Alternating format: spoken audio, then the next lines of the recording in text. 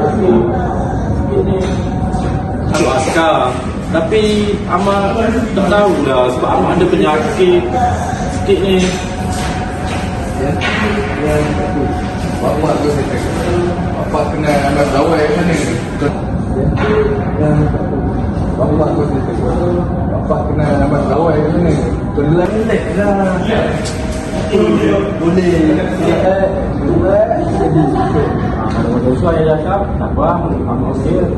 Kalau jadi macam masalah, masalah yang relax lah. Keesokan harinya,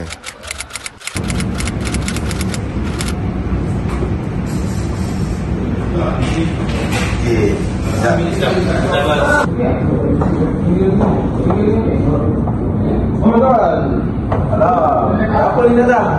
Tak apa tak jumpa. Sihat? Tak apa dah kat office ni. Tolong kan ni. Apa dulu? Ini dah askar. Oh, untuk kemasukan baru ni. Nanti dia ada masalah kesihatan sikit. Kalau aku sama tolong.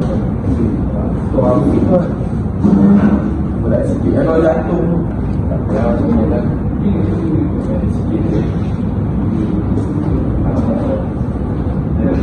nanti saya tengok ke sana. Nanti apa-apa saya cuba adjust. Sir.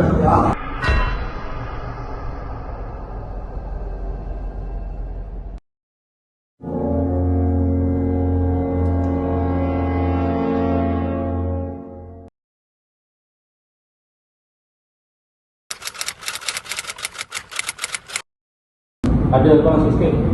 Dalian, babi semua. Ada tuan. Saya boleh bagi awak lepas. Satu kawan nombor baik banyak.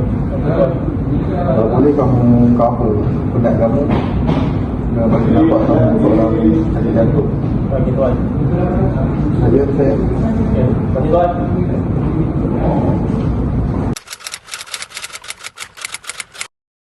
Dua. boleh buat tak boleh buat? 4, 5, 6. Kau buat betul-betul. Kau buat slow kau lari lagi.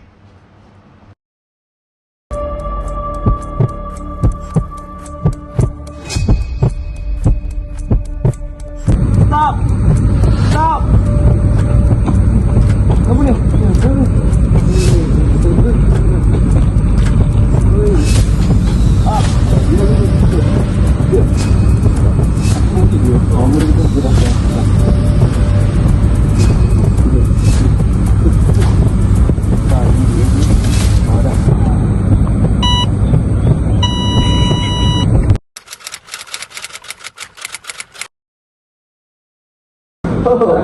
Yang tu nanti saya bayar. Yang RM5,000 tu kan? Assalamualaikum.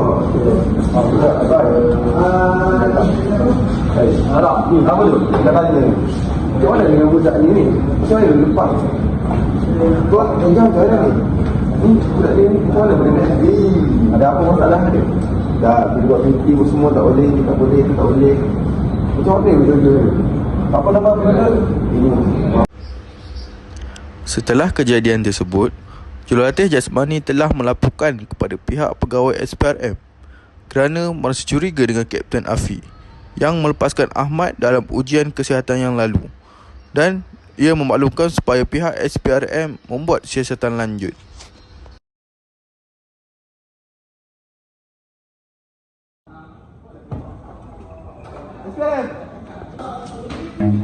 Run.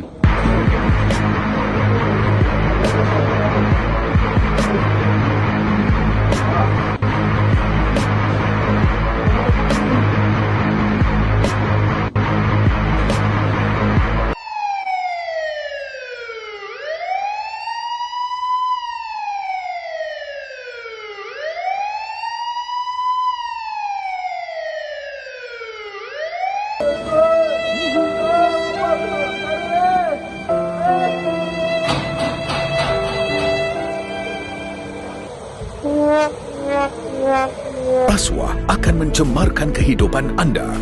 Jangan sesekali anda memberi atau menerima rasuah. Rasuah adalah satu kesalahan jenayah, anda boleh dihukum penjara selama 20 tahun maksima dan didenda tidak kurang 5 kali nilai suapan atau RM10,000 minima atau mana yang lebih tinggi. Laporkan kesalahan rasuah sekarang.